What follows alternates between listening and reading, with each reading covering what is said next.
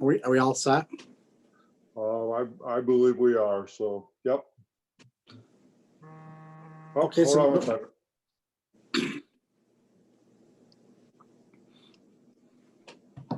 All set. Okay, so we'll call the meeting to order for April 20th, 2021 at, what time is it? 7:05.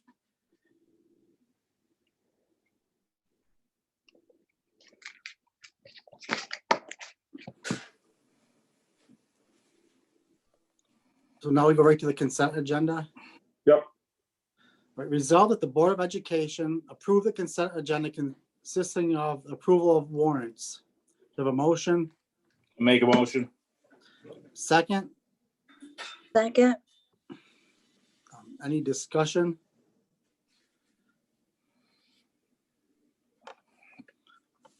Okay, well, I'll vote then. 4. Yep. Okay, so carried. Okay.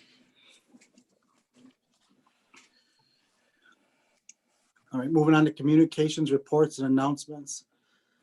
Resolved that the Board of Education approves the agenda for April 20th, 21 meeting as presented or amended. With a motion. Make a motion. Second, Second. all those, any discussion? All those in favor? Aye. Any against? Okay, the motion is carried. And so, okay, no communications of the board president, no communications of the principal tonight. Any communications for the district clerk? I just wanted to remind the board of the Boces budget vote next week, next Tuesday, I believe. Yes, Tuesday, the 27th. And we were going to do that at 7 o'clock, I believe.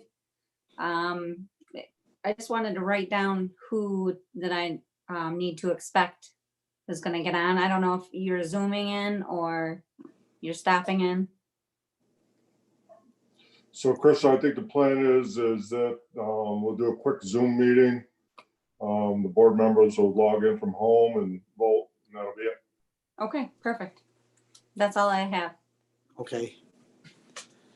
And next we have communications of the superintendent. Okay, thank you, Jeff. So tonight's meeting, we really have only 2 resolutions coming up. That's the adoption of the proposed budget for 2021, 2022, and the approval of the property tax report card. So before we get to those resolutions, I just want to walk through some of the key points of the proposed 2021-22 school budget. So here we go. So to begin with, I got to say that this is kind of a tricky budget, and we're not positive how much of our costs the federal government is going to kick in toward next year through their stimulus programs, although we believe it's going to be significant. We have the numbers, just the guidance is very tentative right now on what the eligible costs for those grants will be. So we kind of took our best estimates, which I guess that's what we do every year with budgets, and went through it. So what we're looking at for our proposal for next year is a budget of $7,192,000, which would be a 1.64% increase over the current year's budget.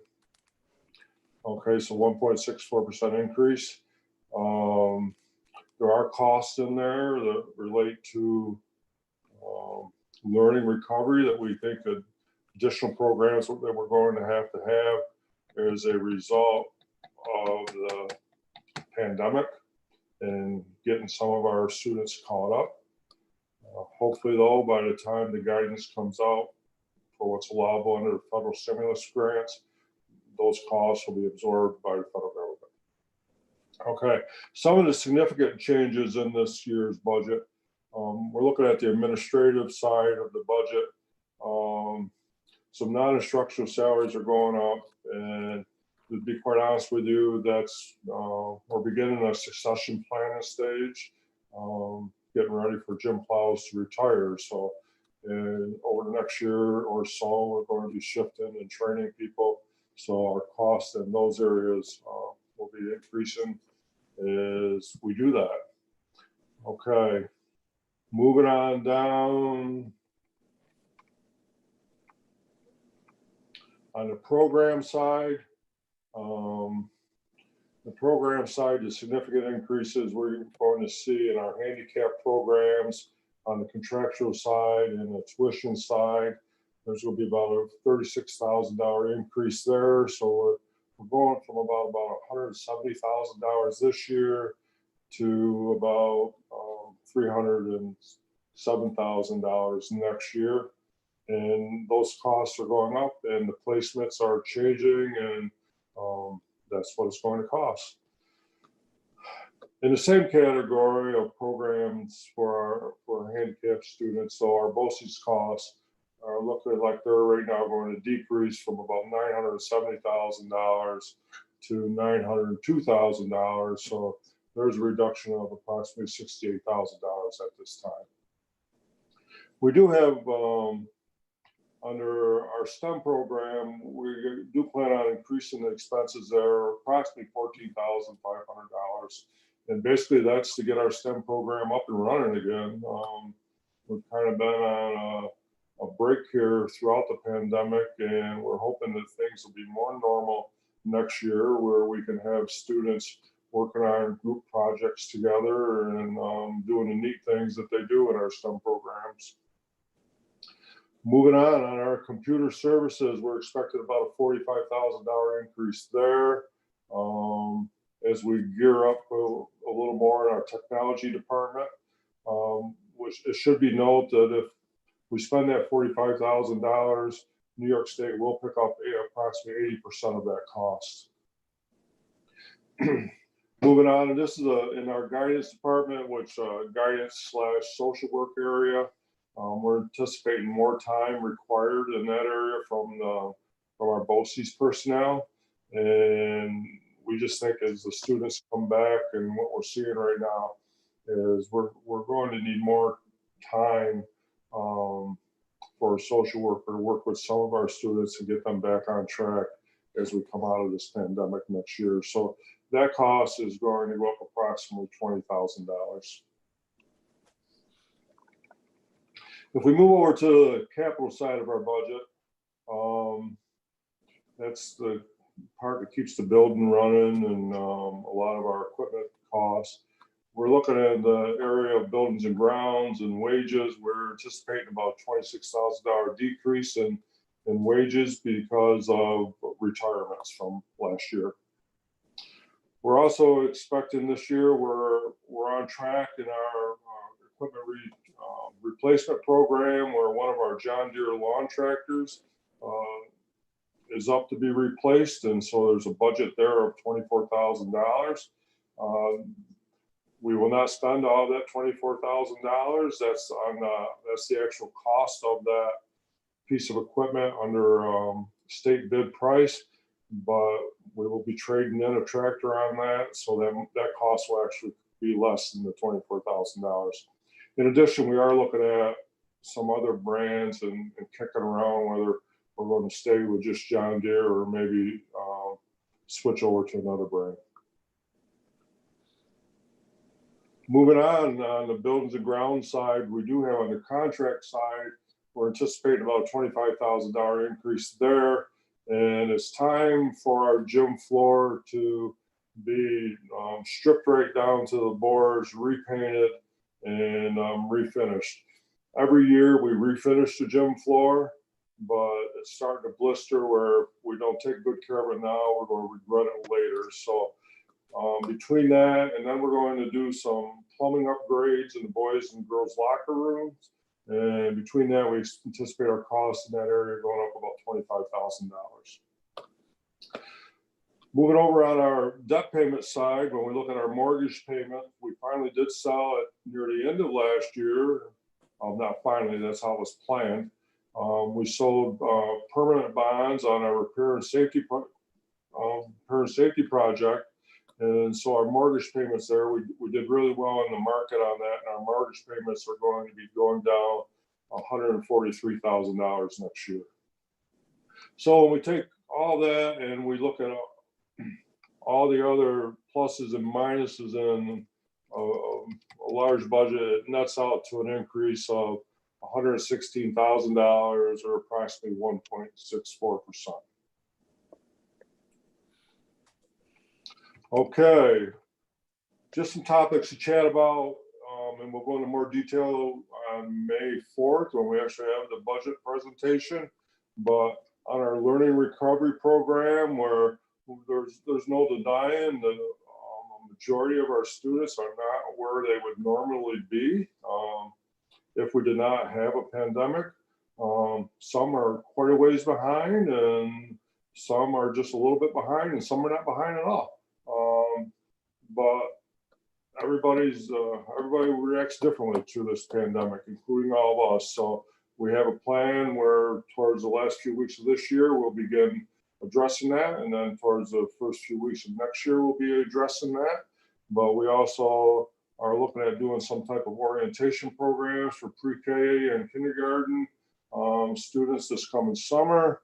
And we're looking at increasing staffing next year. This is a very rough general idea that we're just starting a conversation on, but all these costs, we believe, will be covered by the federal stimulus grant. And that's why the federal stimulus grant is there. The federal government recognized that our entire nation, our children have suffered and are going to need more resources put toward their education so that they can be on track for graduation and for success in life, and that we as a nation can continue to be a successful nation.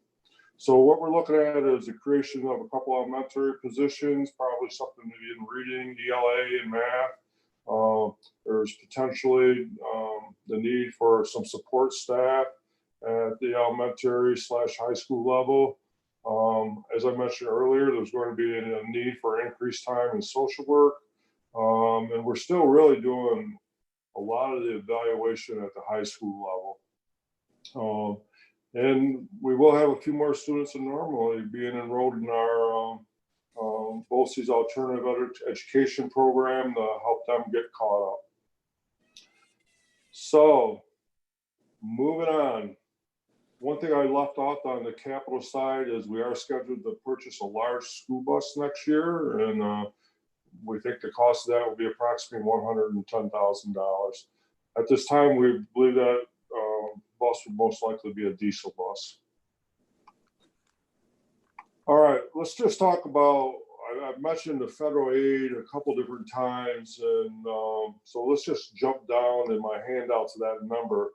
So, we do know the number we're going to get in aid and what we've been allocated, and that allocation is going to be used over a number of years. This isn't just a flash one-year thing. This is a program that when we design it, will be over multiple years. And Brookfield's allocation for that was $1,486,000. And so that'll go take us over next year and probably at least the next 2 years. So that was $1,486,000. Okay, then we talk about state aid, and there was much to do about state aid in the paper. And so we took the numbers and went through the formulas that the new state budget handed us and adjusted the numbers. And it looks to us like we're going to see about a $100,000 increase in foundation aid, about a $50,000 increase in Boces aid. Our transportation aid will drop about $60,000, and that mainly drops because transportation aid is based on our expenses we've incurred this year, and with all of the reduced mileage and the routes that we've had this year, we've had a significant decrease in expenses in that area also. And then high cost aid will probably go down about $34,000. So overall, we're estimating right now a net increase of about $56,000 in state aid. Any questions from the board at this point? Okay, so, okay, now somewhere's on here, we talk about taxes. There we go. So last year, this current school year, because of the pandemic, the school board decided not to raise taxes. We felt there would be a need, and there probably was a little bit of a need, but nobody knew what was going to go on and what our expenses were going to look like. And we did incur additional expenses related to the pandemic in the school this year, but we also incurred savings because being on this remote learning does cost less money in a lot of areas. So there was not any tax increase for this year. And this coming year, our tax cap is at 4%. And our tax levy this year is about 1.5 million. So every 1% raises about $15,000. So I don't think the board feels, based on just some informal discussions we've had, or nor do I feel that there's going to be any need to exceed the tax cap this coming school year. Okay. So one thing that we've had some pretty stable tax levy in the last several years. Well, not many years ago. A few years ago, we had to increase the budget and increase the tax levy and exceed the tax cap twice. But since then, we've been pretty stable. And one thing that keeps that stable is that our fund balance. And I do anticipate this fund balance to be used up to keep taxes stable over the next 3 to 4 years. This current school year, I believe we'll have about $100,000 deficit. And the upcoming school year, that deficit could reach $300,000. So right now we have about 1.4 million in our savings account, and 100,000 will probably get used up this year, and probably another $300,000 next year, and then we'll see where we are. But right now, I would say that our long-term financial plan has been pretty steady for the last several years, and I hope it continues. Okay. Those are the key areas. We'll refine our discussion a little more over the next 2 weeks, and we'll present the budget on May 4th. So I guess I'll ask if the Board of Education has any questions at this point. And if not, I'll turn it back over to Jeff. Okay, thank you very much, everybody. And was your email open for resident participation tonight or not? Okay, wow, boy, thank you for reminding me that, Jeff. Now I gotta look at what computer that's on. So, if any resident participation, if anybody has any questions, then they can email me at jplows@brookfieldcsd.org, jplows@brookfieldcsd.org, and after we go through the resolutions, we'll address your questions. Thank you for reminding me, Jeff. Yep. Any old business? Done. And new business? All right, so we'll move on to the adoption of the 2021-2022 school budget. It's resolved that the Board of Education, upon the recommendation of the superintendent, approves the adoption of the 2021-2022 school budget in the amount of $7,192,137. We have a motion. I make a motion. Second. Second. Any more discussion? Okay, no discussion. All those in favor? Aye. Aye. Any nays? Okay. If not, that's that the motion is carried.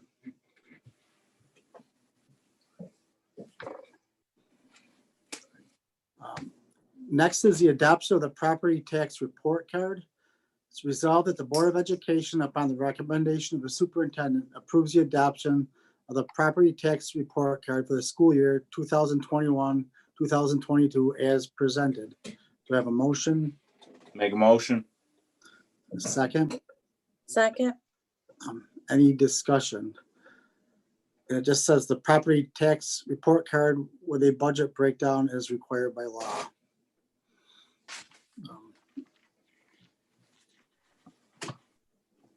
All those in favor? Aye. Aye. Any opposed? Okay, the motion is carried. Okay, Jeff, I'll just go check my email real quick.